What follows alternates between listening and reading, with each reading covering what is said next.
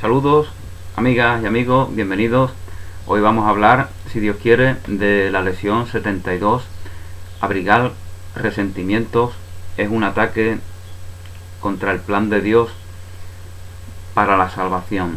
Abrigar resentimientos es un ataque contra el plan de Dios para la salvación. Mis resentimientos ocultan la luz del mundo en mí. Eso se nos decía en la lección 69.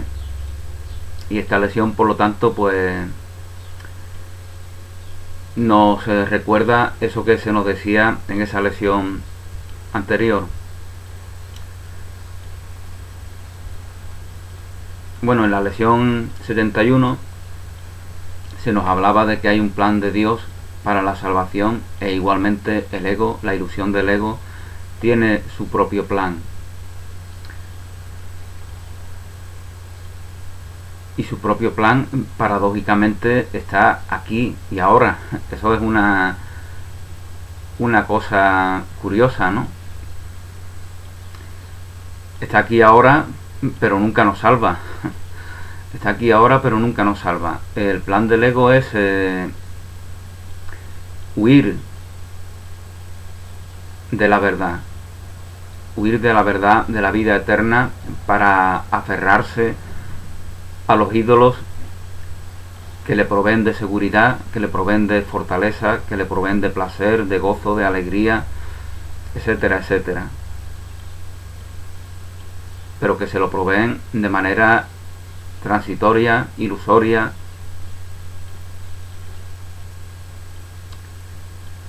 de la manera que está conforme con aquel que huye de sí mismo, con aquel que no se acepta en su integridad, en su plenitud.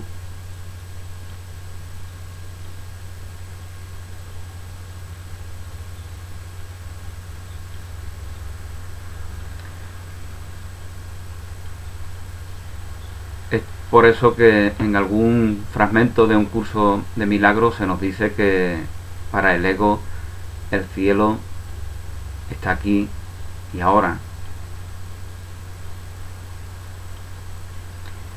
Y esto es curioso, ¿no? Porque justamente, verdaderamente, el cielo, la verdad, la plenitud, el amor, están siempre aquí y ahora. Pero están disponibles para aquel que se acepta íntegramente, no para aquel que huye de sí mismo e imagina un cielo ajeno a sí.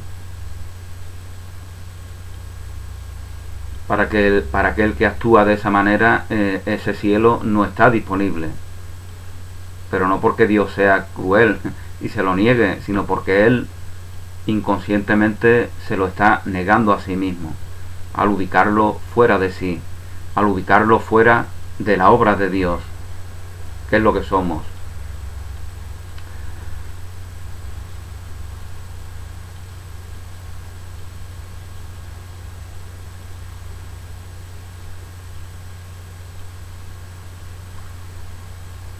Bueno, en este ataque del cual se nos habla en esta lección, se le adjudican a Dios aquellos atributos que de hecho le corresponden al ego.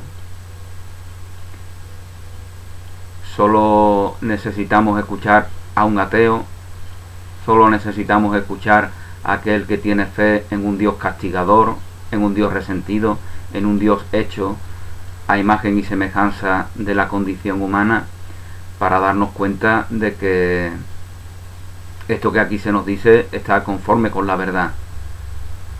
Le atribuimos a Dios lo que es característico del ego, de la limitación, del condicionamiento, de la justificación, de la delegación, de la búsqueda de poder, de autoridad, de libertad, de amor fuera de nosotros. Y eso se lo atribuimos a Dios. Es decir, interpretamos a Dios como un ser incompleto. Es decir, a imagen y semejanza de la interpretación que de nosotros mismos hacemos nosotros mismos. Al no aceptar la plenitud de Dios en nosotros, al no aceptar aquello que Jesús nos decía: el reino de Dios está en vosotros y entre vosotros, en vuestras relaciones y en vuestros corazones. Ahí está el reino de Dios, y por lo tanto solamente ahí puede ser reconocido. Bueno, pues se nos decía que le adjudicamos a Dios los atributos propios del ego, mientras que el ego parece asumir los de Dios. Me siento como un Dios, ¿no? Dice el que se ha autoafirmado en su egoísmo, ¿no? En su egoísmo excluyente, ¿no? Me siento poderoso, pero siempre se siente poderoso porque ve a personas que etiqueta de débiles, de frágiles, de ignorantes. Entonces esa sensación de poder es ilusoria, es falsa, es dependiente de una percepción que le informa de lo contrario. No es auténtica, no se mantiene de por sí. Y efectivamente, la persona que tiene esos ataques de euforia, de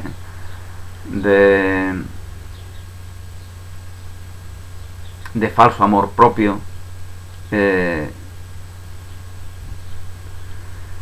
pasará al otro extremo en cualquier momento. En cualquier momento esos biorritmos que estaban en la cúspide se van para abajo y llega el momento de la depresión, de la angustia, del vacío interior o de la violencia también, que es una forma de negación de sí mismo. La violencia contra nuestros semejantes no es más que una exteriorización de la violencia que contra nosotros mismos tenemos. Violencia que no es más que falta de aceptación, falta de aceptación de nuestra plenitud, de nuestra alegría, de nuestro gozo, de nuestra serenidad, de nuestra integridad, de nuestra independencia con respecto a todos los elementos ilusorios y de nuestra relación, de nuestra verdad en la relación, porque somos verdad en la relación. Bueno, pues esta es una lección muy larga, muy interesante, muy importante como todas. Y aquí pues se nos dice también que el deseo fundamental del ego es suplantar a Dios.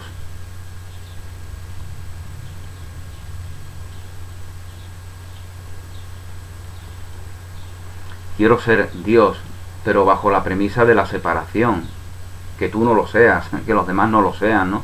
Eso lo vemos en los que buscan fama, gloria mundana, ¿no? De ahí viene la palabra vanagloria. Los que buscan la gloria vana del mundo es que se han entregado a la vanagloria.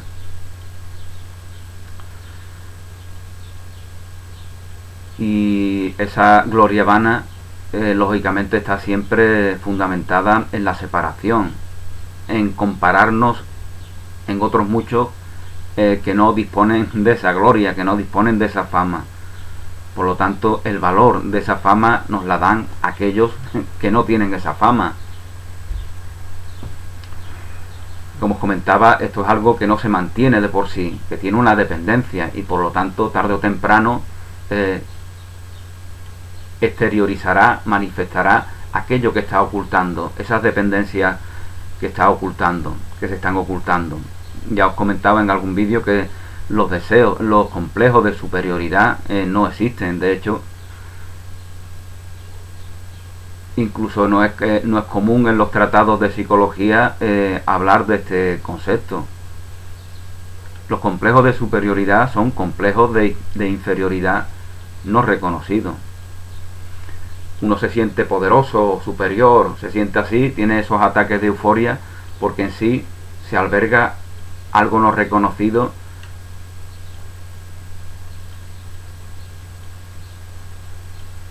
dependiente de aquello a los cuales imagina inferiores. Por eso se compara con ellos. Por eso se enfoca en los que cree inferiores, en los que cree débiles.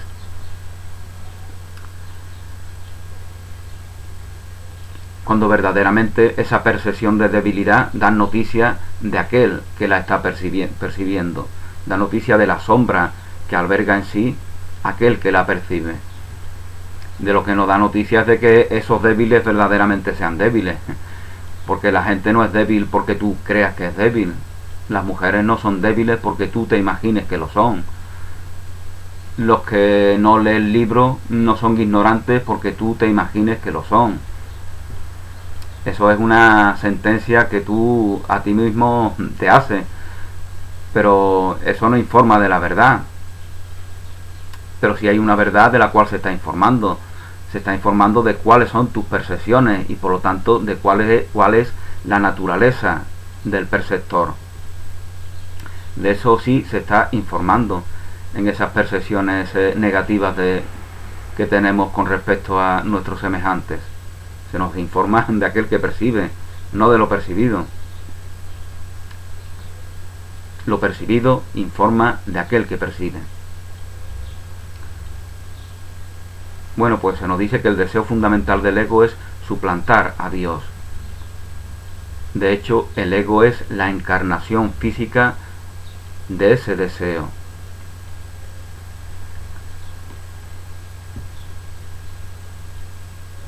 Y este deseo es lo que parece encerrar a la mente en un cuerpo. De ahí la búsqueda permanente de seguridad. Soy una mente frágil, diminuta, vulnerable, protegida por un cuerpo y por lo tanto mi única función, mi única labor, mi único objetivo es construirme una pose, una armadura, un personaje que pueda ir orgulloso por el mundo, ¿no? Con la espalda recta y mirando por encima a todos los demás. Ese es el objetivo de aquel que se ha identificado con un ego que lo suplanta. Estar permanentemente en combate con todo aquello que imagina ajeno a sí mismo.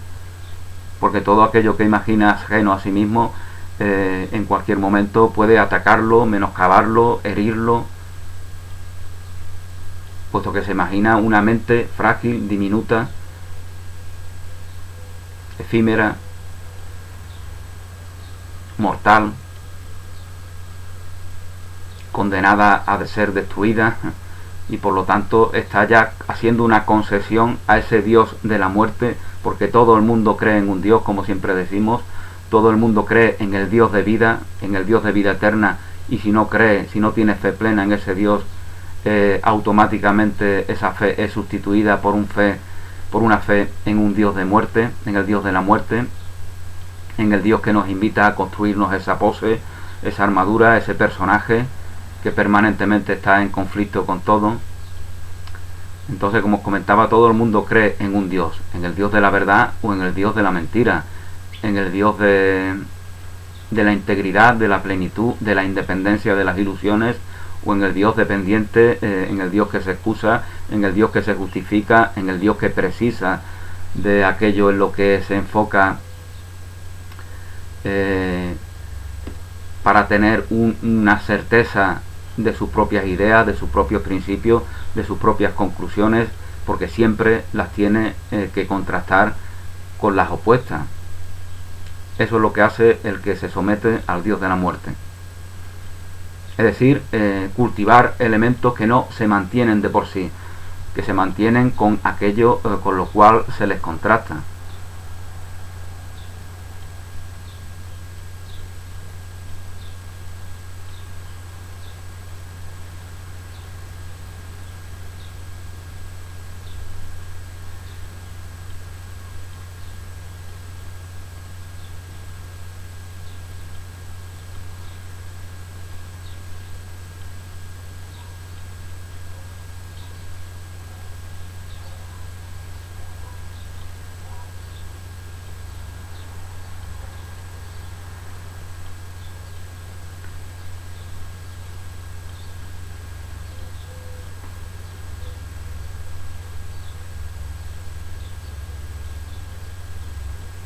Bueno, estamos en la lección 72.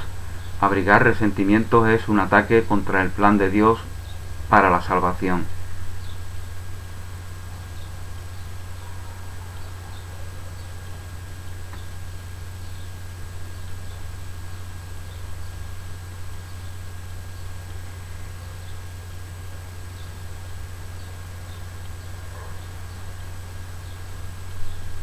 Aquí de nuevo pues se nos vuelve a recordar la idea de que tal como nos interpretamos a nosotros, así interpretamos a a nuestra fuente creadora.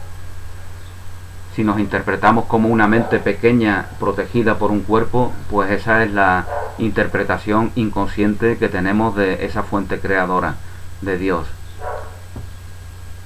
Y por eso le otorgamos inconscientemente todos los atributos que reconocemos en nosotros, que interpretamos que tenemos en nosotros. Por eso de manera automática da lugar a la concepción de un Dios resentido, castigador, de un Dios tomado por las pasiones humanas, es decir, de un Dios de una idea de Dios que de por sí es una blasfemia, y que aquel que tiene esa idea de Dios verdaderamente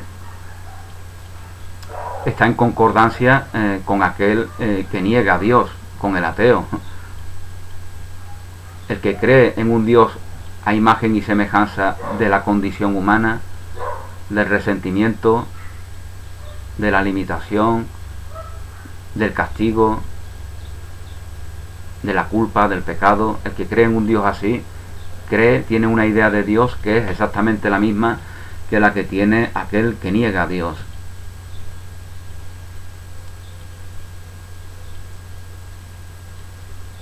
Puesto que el que cree a un Dios así ya lo está negando, ya se lo está negando en sí. Todo ataque es un ataque a ti mismo. La negación de Dios es una negación del Dios en ti, de la divinidad en ti. Y lo podemos negar interpretándolo como no es, como hace el falso creyente, o negando su existencia, y que el que neguemos su existencia, como vemos en muchos ateos, no implica que verdaderamente se le esté negando, ¿no? Porque, como dicen por ahí algunos sociólogos, no hay nadie más obsesionado con Dios, no hay nadie que piense más en Dios que el propio ateo. El ateo no piensa en la vida, no piensa en el amor, en la alegría, en la plenitud, en la relación gozosa. El ateo piensa en un Dios que no existe, que permite que haya tristeza, hambre, sufrimiento, guerra. Esa es el pensamiento permanente del ateo. La locura total. El ateo culpabiliza a un Dios que no existe de los males del mundo. ¿Por qué hace esto el ateo? Porque quiere construirse una inocencia para sí mismo, pero esa inocencia no le vale. No le vale porque es que ese Dios no existe. ¿Cómo va a ser culpable un Dios que no existe de aquello que nos queremos responsabilizarnos? Entonces el ateo lo que hace es inconscientemente atacarse a sí mismo, porque la negación de la divinidad en uno mismo es un ataque permanente a nosotros mismos. Como el ataque a lo que verdaderamente somos no puede darse de manera automática, es exteriorizado en ataque a nuestros semejantes. No puedes atacar la verdad de lo que eres, no puedes atacar el amor, la eternidad, la bondad, la belleza, la creatividad, la inocencia, la santidad. Todo eso que alberga tu verdadero ser no puede ser atacado. Por lo tanto, de manera automática, todo ese ataque contra ti mismo se exterioriza en ataque a tus semejantes, para que de esta forma se te dé un aprendizaje.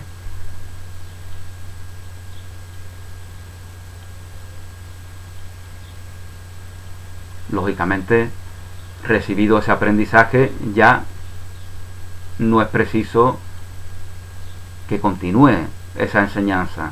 Por lo tanto, ya no es preciso que continúe esa enseñanza, porque ya sabes que solo te atacas a ti mismo, y como no eres tonto, pues no sigues atacándote a ti mismo, sino que te relajas y disfrutas de la vida, ¿no? Que es tu estado natural. Tu estado natural es un estado de gozo, de alegría, de amor incondicional. Ese es tu estado natural.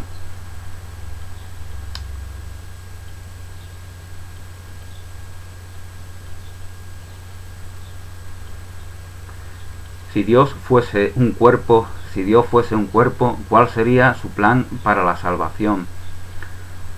¿Qué otra cosa podría ser sino la muerte?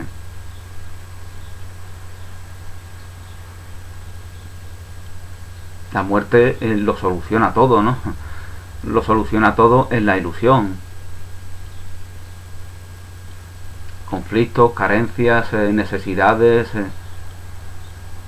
cuentas pendientes, traumas, todo lo soluciona la muerte.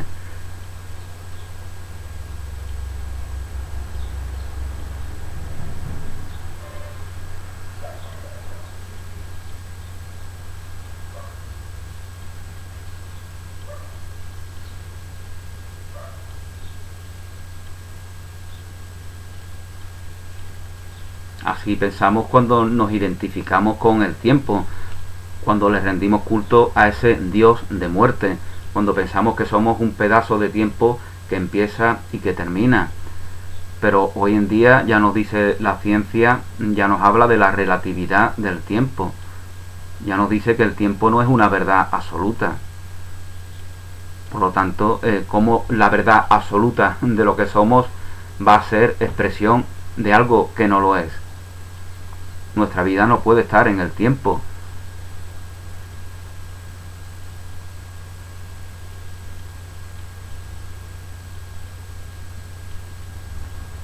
El tiempo está en nuestra mente. El tiempo está en nuestra mente. Porque hemos necesitado de ese tiempo. Por eso, lo que os comentaba en algún vídeo, el avión que va de Estados Unidos a Japón tarda lo mismo que el avión que va de Japón a Estados Unidos. A pesar de que la Tierra está girando. La Tierra está girando. La Tierra está girando y por lo tanto va girando de oeste a este. Y por lo tanto el viaje de Japón a Estados Unidos debería de ser más breve. Pero no es así. Dura lo mismo. ¿Por qué?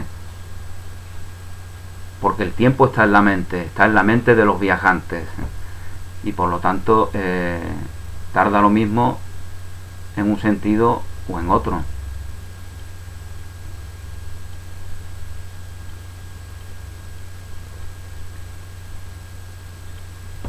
Y como el tiempo está en la mente de los viajantes, para comprender algo que trascienda esa realidad temporal que está en esas mentes, pues habrá que verlo desde afuera de esas mentes limitadas, desde afuera de esas mentes aprendidas.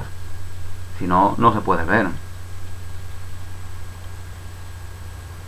Tú no te ves la espalda. Para verte la espalda necesitas algo que te ayude, ¿no? Pues así es el tiempo. La mente no se ve la espalda. La mente donde está el tiempo no se ve la espalda. Por lo tanto, no comprende la realidad del tiempo.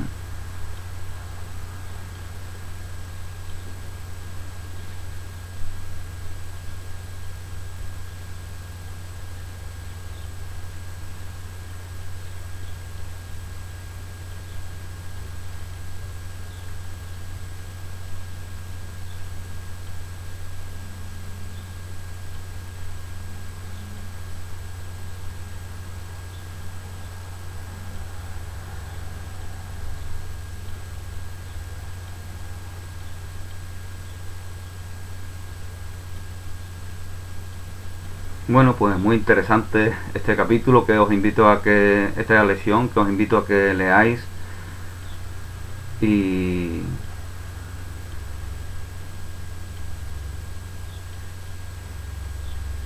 y que practiquéis el ejercicio que se nos invita en cada lección a hacer.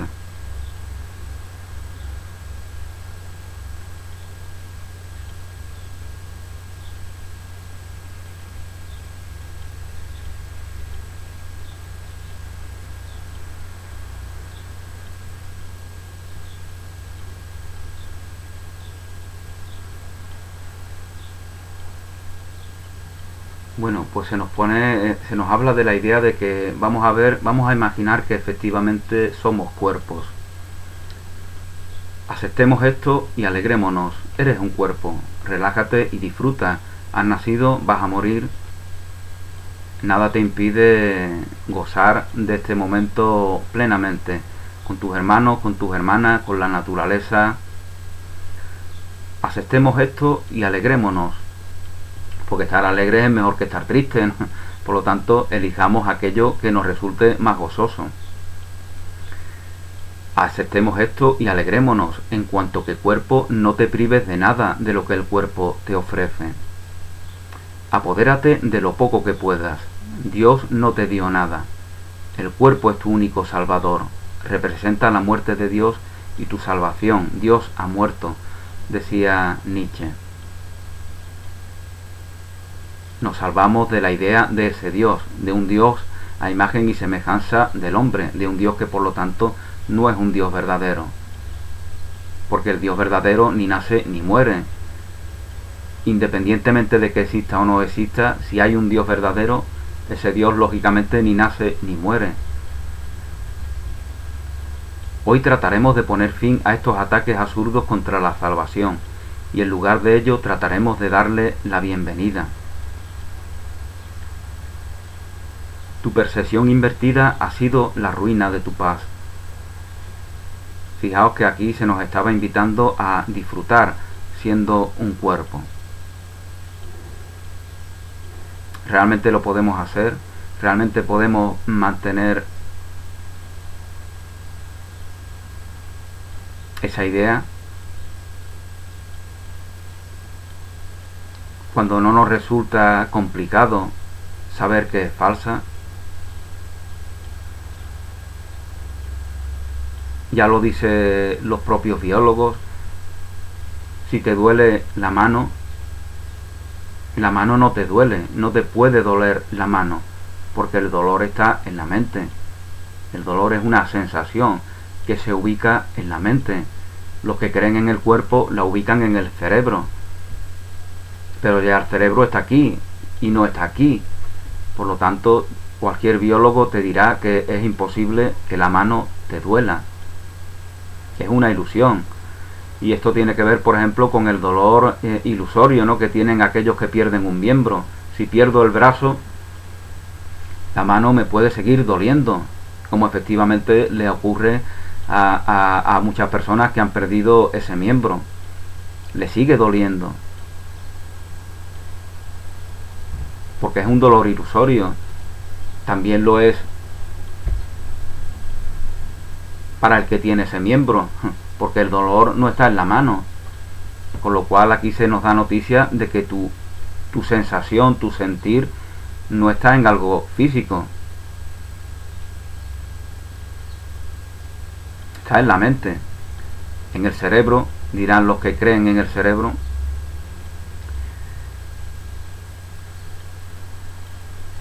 Pero el cerebro sería el mismo problema, porque el cerebro, ¿qué es el cerebro? El cerebro es una víscera, un pedazo de carne, igual que la mano, y en el cerebro, por lo tanto, tampoco puede estar esa sensación. Entonces ya los biólogos pues hablan de química, no es la química, es algo ya que trasciende la energía manifestada que llamamos materia. Bueno, ¿y dónde está esa química? ¿En qué lugar de la materia, si dicen que solo hay materia, en qué lugar de la materia está esa química?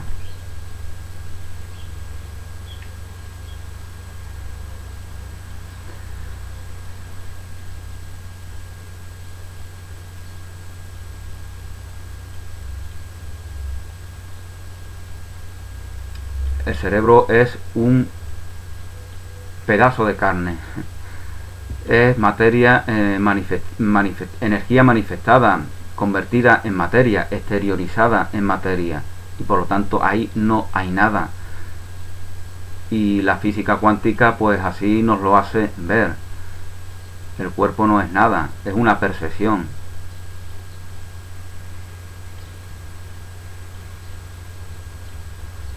Por lo tanto, lo que es verdad en ti no puede estar en aquello que no es nada. El cerebro es un receptor en todos los sentidos. Procesa información. Es como tu ordenador. Tiene mucha información sobre ti. Tiene dispositivos de salida y de entrada. Pues así es nuestro cerebro. Exactamente igual. Una herramienta de la cual hacemos uso. Y justamente valorándola de esta manera es como hacemos el mejor uso de ella y de todo, otorgándole su condición de herramienta al servicio del servidor. Es como lo valoramos todo, es como lo apreciamos todo, es como ubicamos a todo en su verdadero lugar.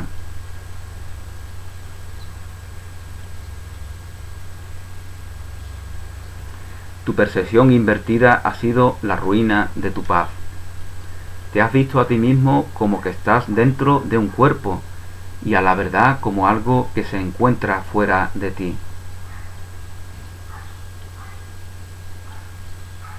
Al creernos un cuerpo, la consecuencia es que lógicamente creemos que todo lo ajeno a ese cuerpo es lo que no somos.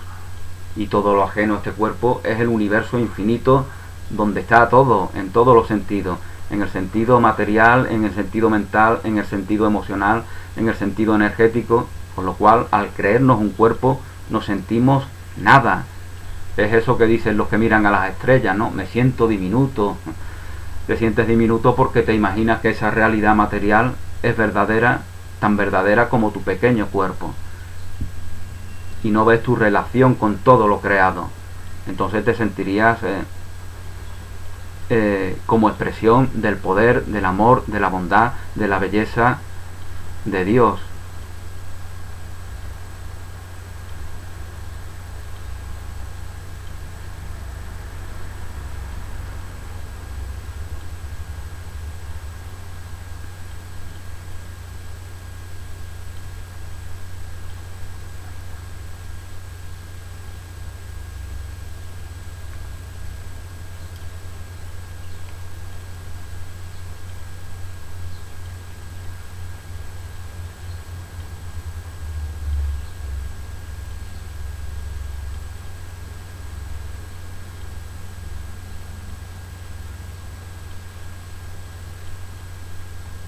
Bueno, pues se nos dice que mientras tu cuerpo siga siendo el centro del concepto que tienes de ti mismo, estarás atacando el plan de Dios para la salvación y abrigando resentimientos contra Él y contra su creación, a fin de no oír la voz de la verdad y acogerla como amiga.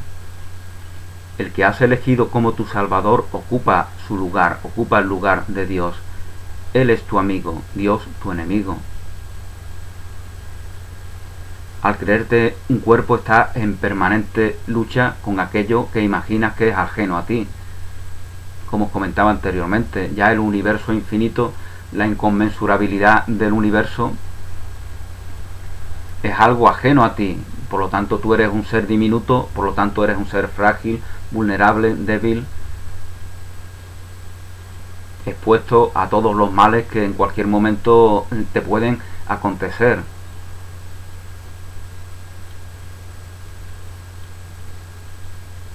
Pero eso no es el universo. Universo significa regreso a la unidad, regreso a la conciencia de la unidad, aceptación de que en ti está el universo infinito. Por lo tanto, tú miras a las estrellas y no ves algo que sea ajeno a ti. Estás viendo lo que está en ti, lo que está en ti plenamente. El universo infinito está en ti plenamente. No lo digo yo, lo dice Jesús de Nazaret y lo dice cuando dice que el reino de Dios está en ti. ¿Qué es el reino de Dios sino ese universo infinito?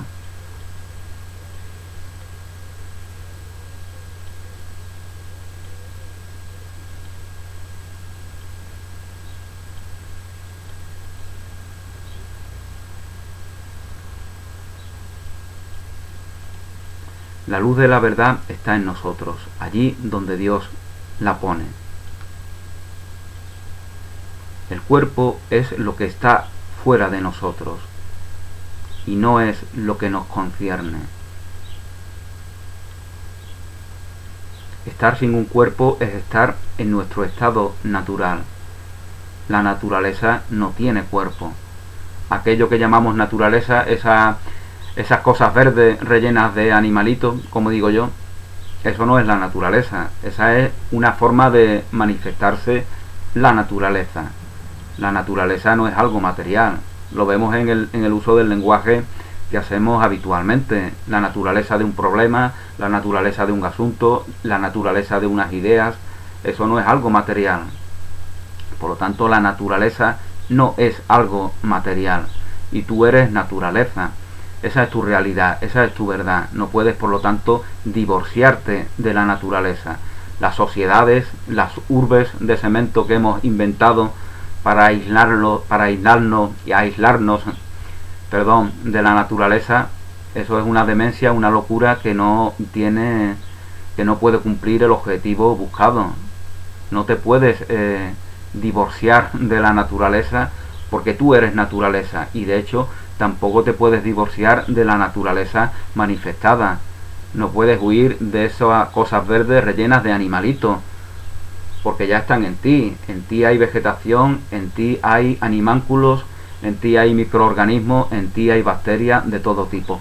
No solamente están en ti esos millones de bacterias, sino que tu cuerpo, tu organismo físico, no podría en muchos casos subsistir, no podría existir si no fuera gracias a esa relación simbiótica que mantiene con esas bacterias que pueblan tu organismo físico. Y aquí vemos un ejemplo más de que nuestra vida se da en la relación. Porque todo lo que acontece en lo físico, en lo formal, da noticia de lo que acontece en lo inmaterial, en lo incorpóreo, en lo que en un curso de milagros llama la mente.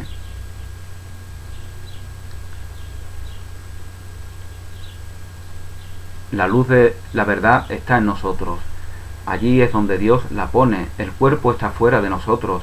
El cuerpo no es lo que nos concierne. Estar en un cuerpo es tu estado natural. Reconocer la luz de la verdad en nosotros es reconocernos a nosotros mismos tal como verdaderamente somos.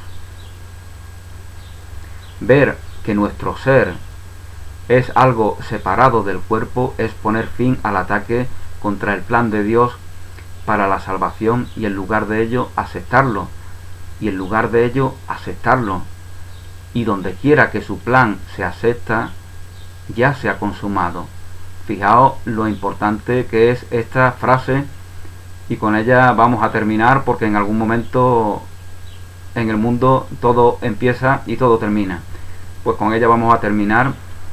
Donde quiera que su plan se acepta, ya se ha consumado. Por lo tanto, no se trata de aceptar para hacer un trabajo que tenga esfuerzo, que tenga práctica, que tenga dedicación, que tenga compromiso, que tenga una progresión que te lleve a un resultado. No, se trata de aceptarlo plenamente. Aceptado plenamente, ya se ha consumado. Aceptado plenamente, el plan de Dios ya se ha consumado. Otra cosa es que nos creamos que lo aceptemos y no lo aceptemos verdaderamente, ¿no? Que eso nos puede pasar también, ¿no? Pero yo te aseguro que cuando tú aceptas este plan de Dios para la salvación, ya está plenamente consumado en ti. Y ya estás aceptándote en una realidad sin condiciones,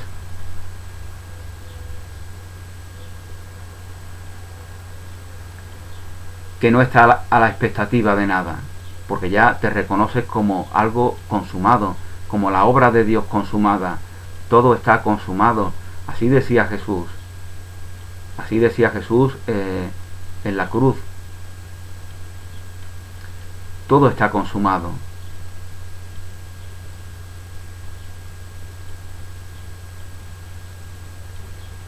No significa que todo esté finalizado, que todo esté acabado. Significa que la perfección en la que Dios nos crea en la eternidad ha sido plenamente reconocida. Y ha sido plenamente reconocida en aquel que resucita, a la vida eterna, porque verdaderamente es ahí donde siempre estamos. ¿Qué es la salvación, Padre? No lo sé. Dímelo para que lo pueda entender.